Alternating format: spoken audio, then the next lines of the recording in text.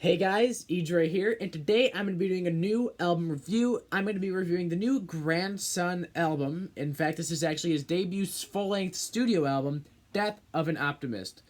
A bit of background, Grandson is a Canadian-American, singer-songwriter, but he kind of does dabble a lot into alternative rock. He's kind of the main genre I would put him under, but I would say that he's a very versatile artist who seems to explore a wide array of genres and with a wide array of varieties, and there's a lot of hip-hop influence in there, a lot of emo in there, a lot of everything. So it's really hard to pin this guy down, and the same thing goes with this album. I mean, this album features a wide array of influences, a wide array of genres. It's very hard to really describe this in one category. But I do think that alternative rock, just in general, is a good starting point for this review, just because most of the songs seem to have that very alternative rock guitar in there, that sort of alternative rock production I've kind of become accustomed to. So, for the most part, it is an alternative project. Musically, one of the first things that really does stick out to me with Grandson in general, and especially on this album, it's very easy to compare him to artists like 21 Pilots or Oliver Tree. And I actually think they are reasonable comparisons, to say the least.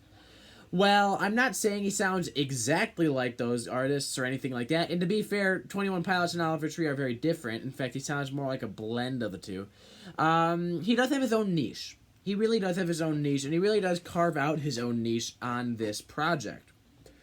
The track Death of an Optimist, the title track, really does introduce this album with a very, very dramatic opener, with a very dry, grungy, Lil Peep-esque electric guitar opening, and this huge, cinematic build-up that just is so in-your-face and raw and gritty that it's like, this guy ain't kidding around.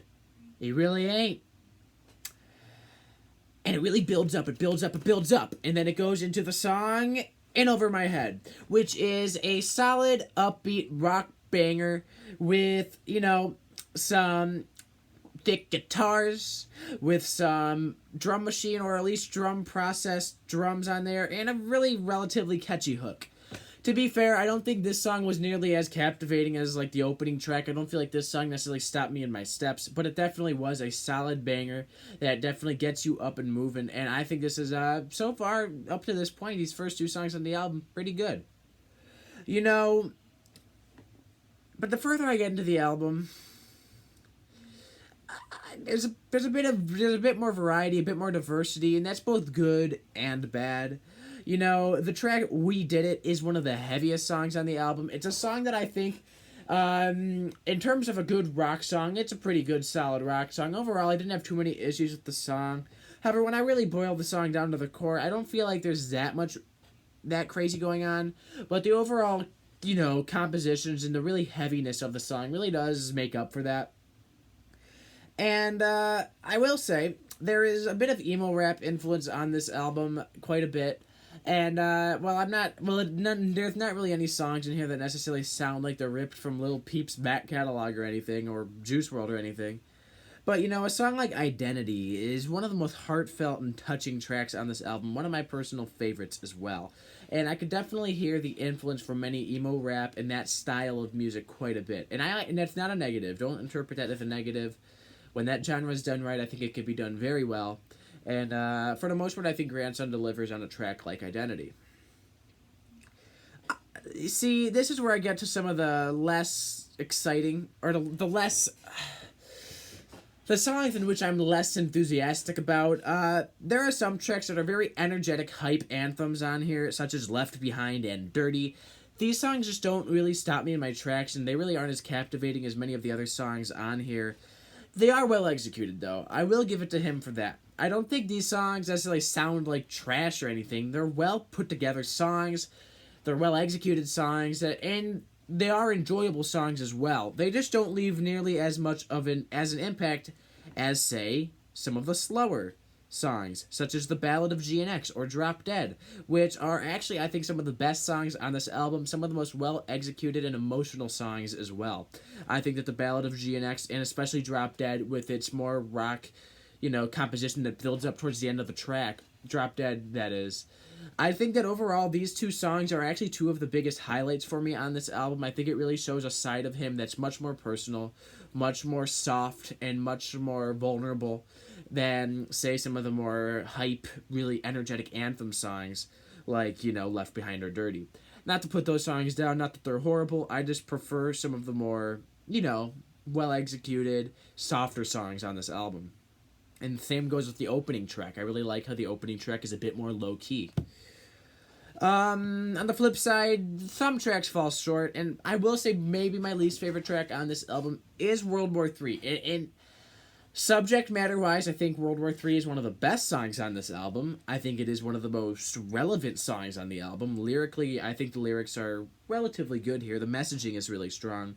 But I just think hearing him kind of go borderline rapping on this song, and I don't have anything against that. I don't have anything against artists doing that. But the execution leaves much to be desired, and it leaves me feeling a lot like it gives me those heavy 21 Pilots vibes quite a bit on that song, and not in the best way. In many ways, it just kind of feels like an outtake from maybe Blurryface. I'm sure I might get a bit of scrutiny for that comment, but needless to say, the subject matter I enjoyed quite a bit, but the actual execution I wasn't as crazy about. Lyrically, I think this is actually a pretty strong, solid album with very introspective lyrics about internal struggles, but there's also a fair amount of social commentary on this project as well, such as World War III, which has a strong commentary on war and the military-industrial complex, which is something I, for one, is very passionate about. So I actually do think that the actual lyrics and execution there are actually, or the actual lyrics and the inspiration of that song is actually really well. I thought it was a really good, solid, why am I blanking on the word? Good subject matter. It's very good subject matter, and I like that quite a bit. And I just think overall this album has a great blend of social commentary with lyrics about addiction and mental health, and I think it's approached relatively well, relatively satisfying.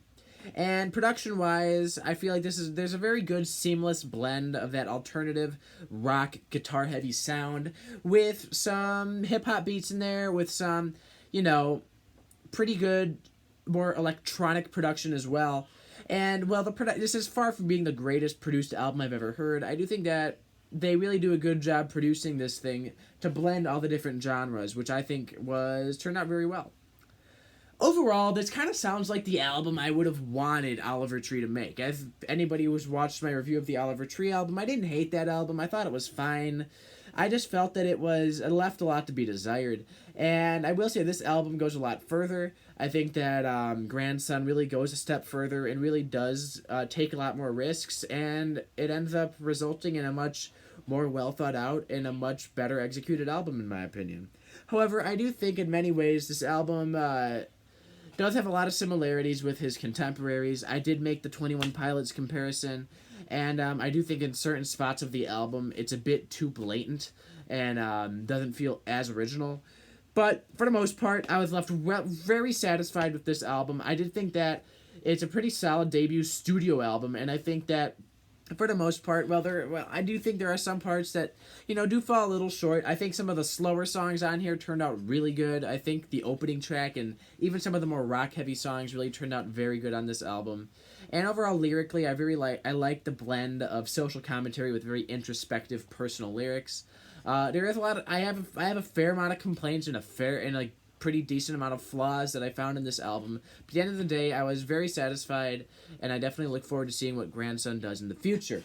I have settled on giving Death of an Optimist a light 7 out of 10. Anybody that doesn't know my reviews needs to know anything above a 5 is good, anything below a 5 is negative. So a 7 is a positive review, a quite positive review. I was left very satisfied. It's not my most positive review. I've heard stuff that I like much more this year. But I do think Grandson really did deliver with what I wanted him to do, and I think that in terms of this style of music, it's one of the better albums I've heard this year. That is it for now. Grandson, Death of an Optimist, light 7 out of